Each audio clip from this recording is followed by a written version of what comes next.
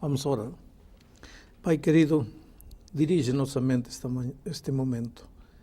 Orienta nossos pensamentos. Fala nosso coração. Em nome de Jesus. Amém. Amém. Quero começar o estudo de hoje lendo o que diz Efésios capítulo 6, a partir do versículo 10. Quanto ao mais, sede fortalecidos no Senhor e na força do seu poder. Revestivos de toda a armadura de Deus para poderes ficar firmes contra as ciladas do diabo. Porque a nossa luta não é contra o sangue e a carne, e sim contra os principados e potestades, contra os dominadores deste mundo tenebroso, contra as forças espirituais do mal nas regiões celestes. Portanto, tomai toda a armadura de Deus, para que possais resistir no dia mau, e depois de teres vencido tudo, permanecer inabaláveis.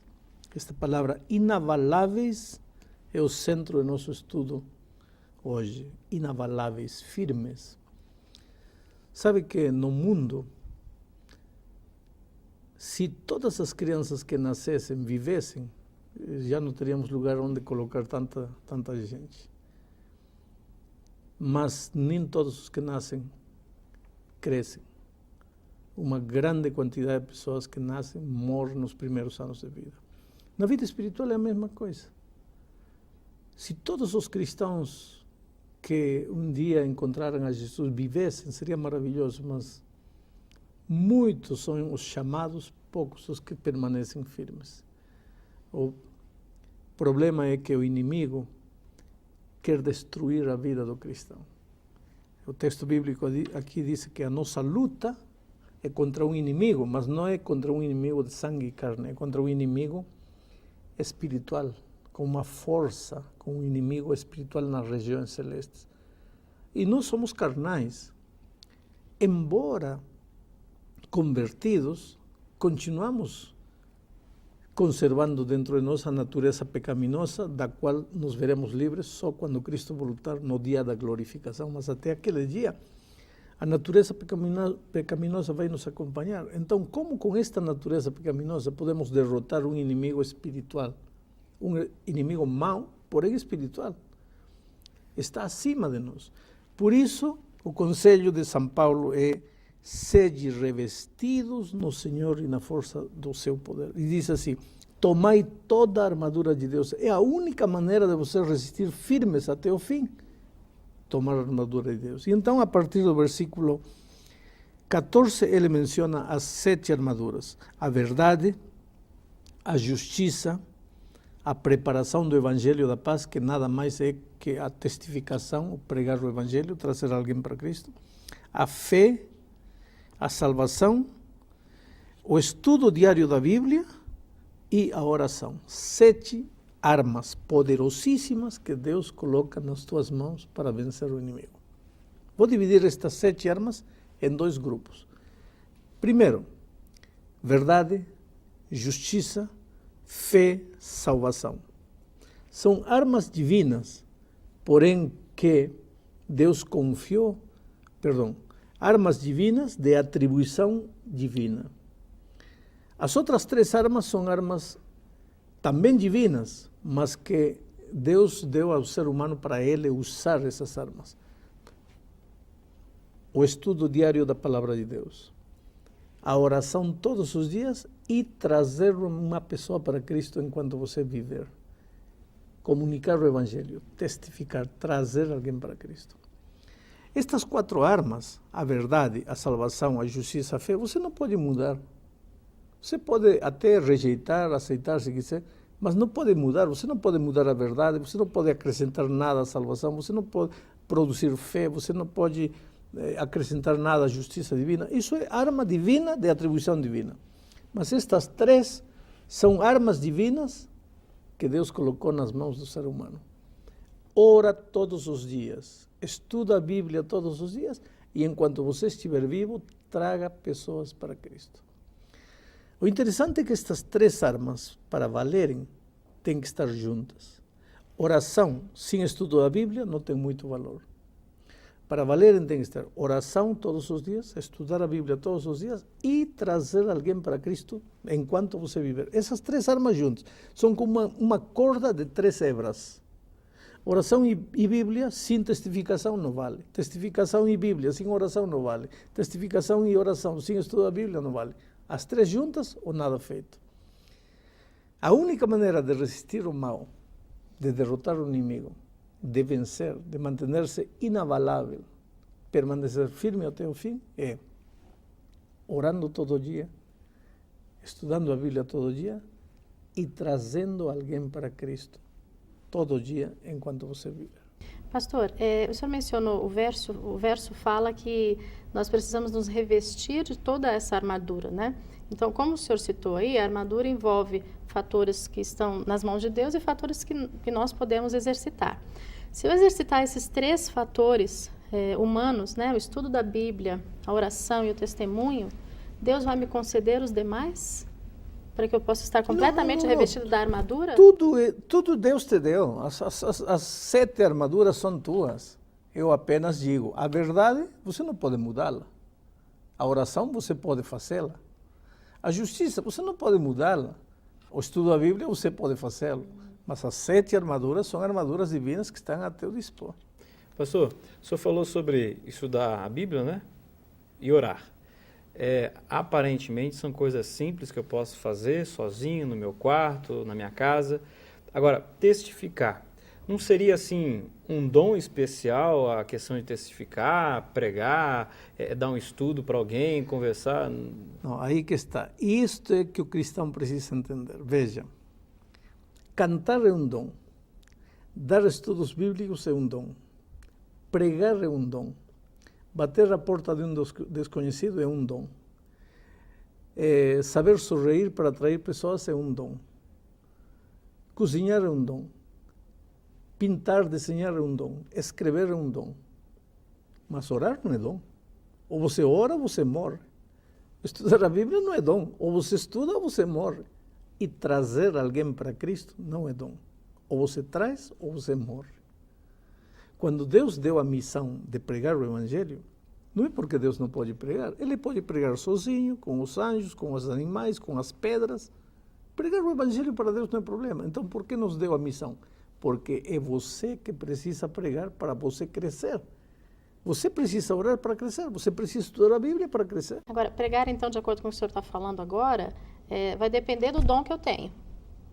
O testemunho vai depender da capacidade que eu tenho. Se é cantar, se é pregar, que eu use esse dom que eu recebi de Deus para o testemunho. Desde o momento que você traga uma pessoa e veja ela entrar num tanque de batismo. Agora, se você vai lá, fica na casa do seu vizinho cantando 50 anos e ele se batizar, está certo.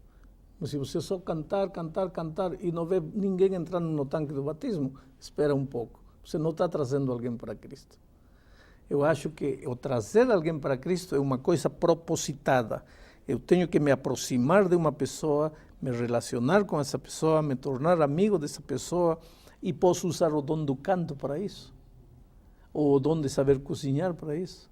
Mas tenho que me aproximar da pessoa propositadamente para trazê-la para Cristo. A melhor arma para isso é a amizade. Você não sabe dar estudos bíblicos, mas pode levar a pessoa para sentar-se com você na classe bíblica. Você não sabe pregar, mas pode levar seu amigo para sentar-se com ele e ouvir a pregação de alguém que sabe pregar. Mas quem vai ir a buscar as pessoas e trazê-las para Cristo é você. Porque se você não faz isso, não vai crescer na experiência cristã. Então fica bem claro que todo ser humano, todos nós, temos a missão de levar outras pessoas a Cristo.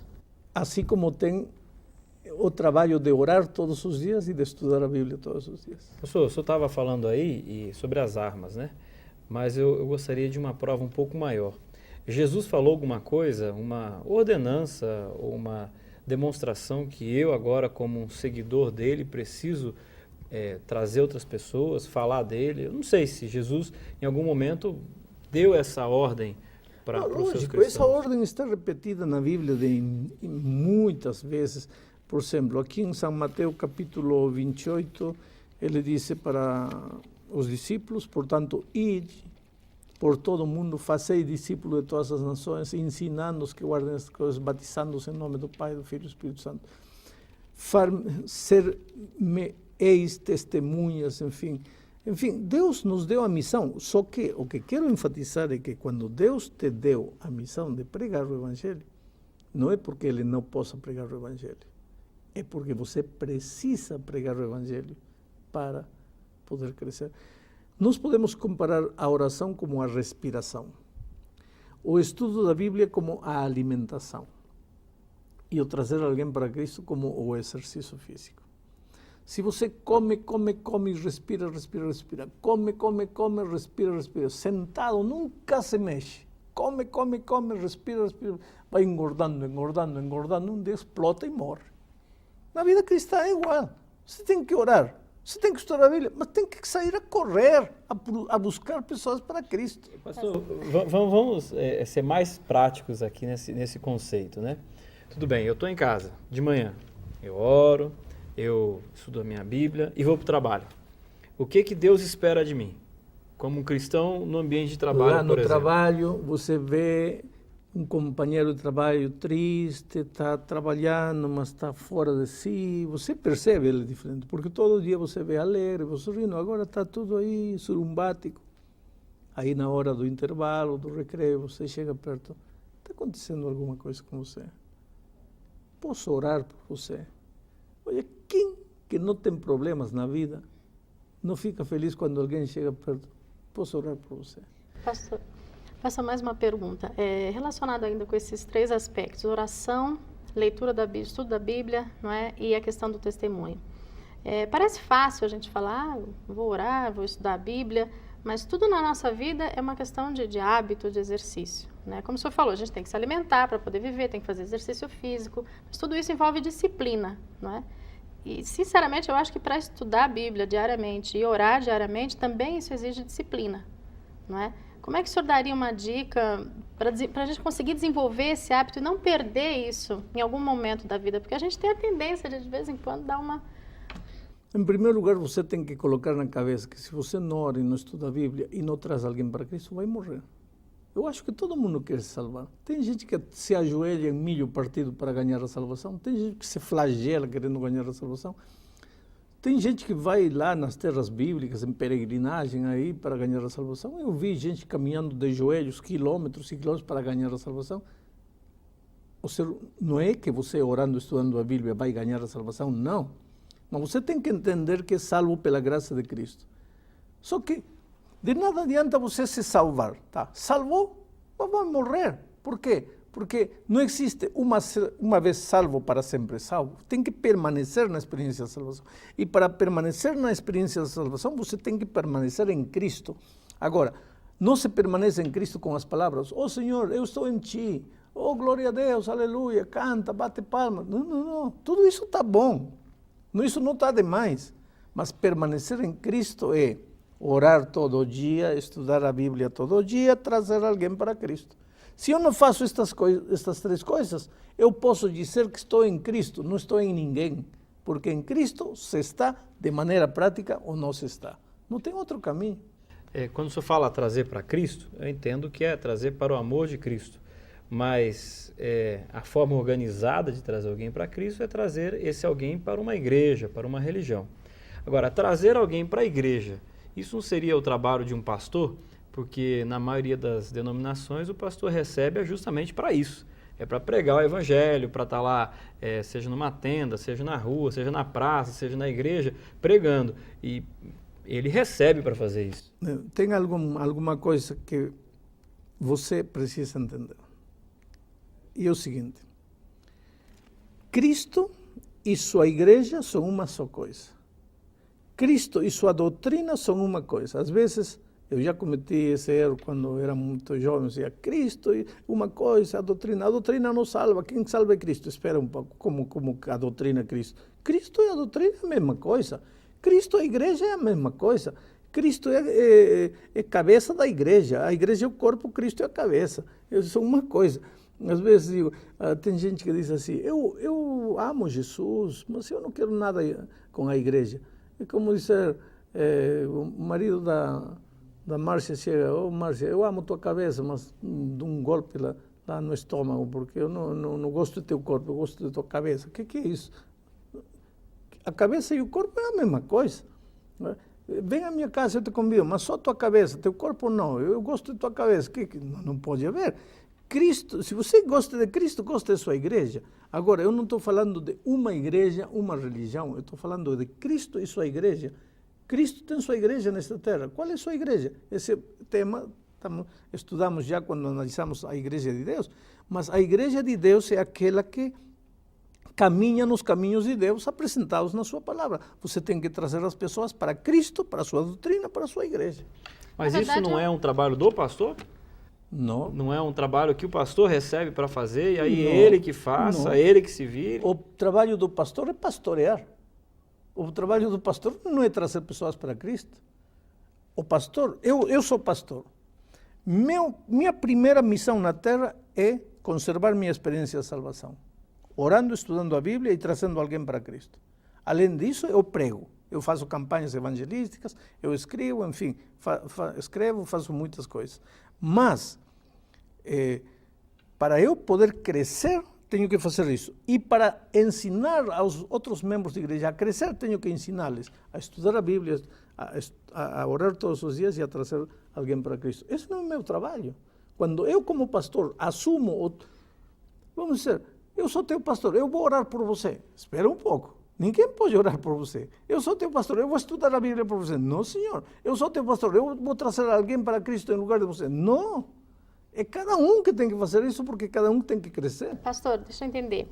Não seria mais ou menos um processo para eu trazer pessoas para Cristo? A minha vida de oração e de estudo da Bíblia não vai fazer com que isso acabe acontecendo naturalmente? Não. Há muita gente que diz, eu oro, estudo a Bíblia, Exato. E não traz alguém para Cristo. Em 15 dias já não tem mais vontade de orar nem estudar a Bíblia.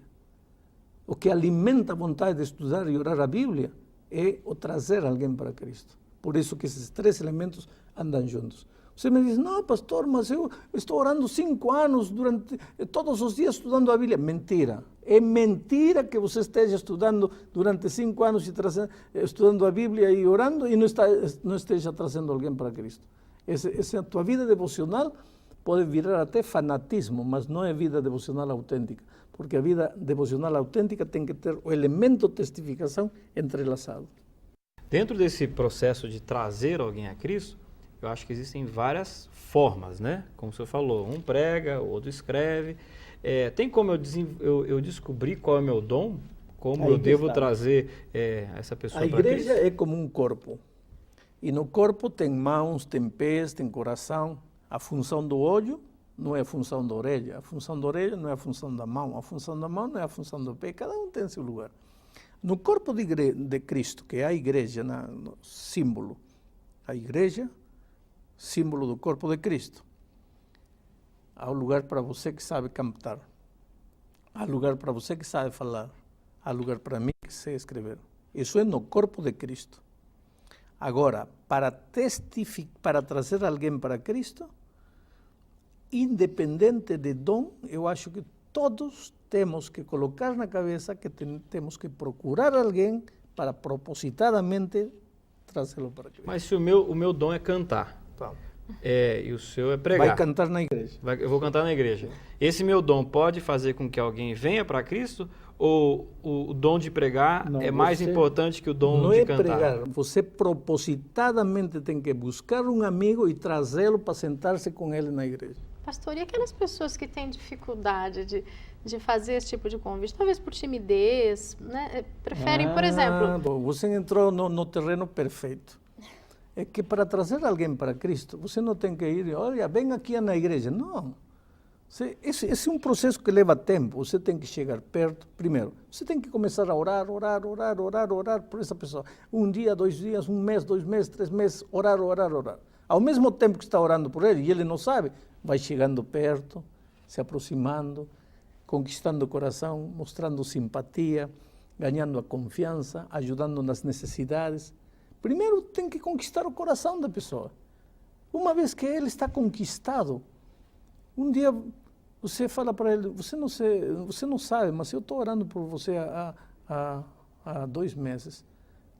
não vai ficar sensibilizado. Você convida para a igreja, claro que vem. É o momento de terminar.